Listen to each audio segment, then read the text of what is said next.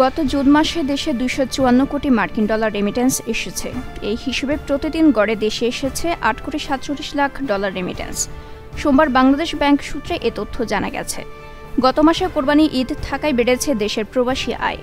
ঈদের সময় দেশে থাকা আত্মীয় স্বজনের কাছে বছরের অন্য মাসের তুলনায় বেশি রেমিটেন্স পাঠিয়ে থাকেন প্রবাসীরা, যার ব্যতিক্রম হয়নি এবারও। ভারতের সঙ্গে সমঝোতা চুক্তিগুলো আওয়ামী লীগ সরকার দেশকে পরনির্ভরশীল করে তুলছে বলে মন্তব্য করেছেন বিএনপির মহাসচিব মির্জা ফখরুল ইসলাম আলমগীর।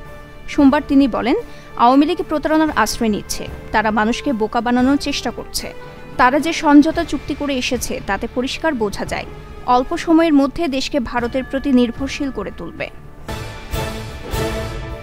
প্রধানমন্ত্রী শেখ হাসিনার ভারত সফরে সমঝোতা স্মারক স্বাক্ষরিত হওয়ার বিষয় নিয়ে বিএনপির জামায়াত অপপ্রচার করছে বলে মন্তব্য করেছেন তথ্য ও সম্প্রচার প্রতিমন্ত্রী মোহাম্মদ আলী আরাফাত। আজ সোমবার দুপুরে সচিবালয় মন্ত্রণালয়ের সভাকক্ষে সমসাময়িক বিষয় নিয়ে সাংবাদিকদের সঙ্গে কথা বলতে গিয়ে এ মন্তব্য করেন তিনি। নতুন শিক্ষাক্রমে শিক্ষার্থীদের মূল্যায়ন কিভাবে হবে সেটি নিয়ে দীর্ঘদিন ধরে আলোচনা চলছে। অবশেষে মূল্যায়ন পদ্ধতির খসড়া চূড়ান্ত অনুমোদন দিয়েছে জাতীয় শিক্ষাক্রম সমন্বয় কমিটি এনসিসি।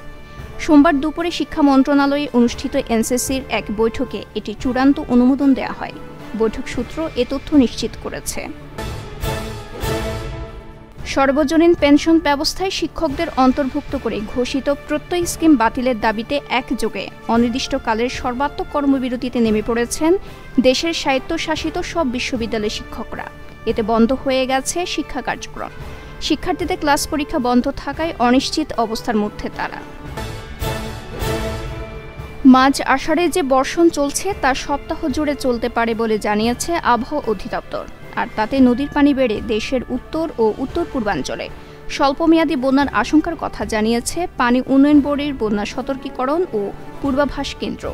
কেন্দ্রের জুলাই মাসের 10 দিনের বন্যার মধ্যমেয়াদী পূর্বাভাস সম্পর্কিত প্রতিবেদনে এ তথ্য জানানো হয়েছে।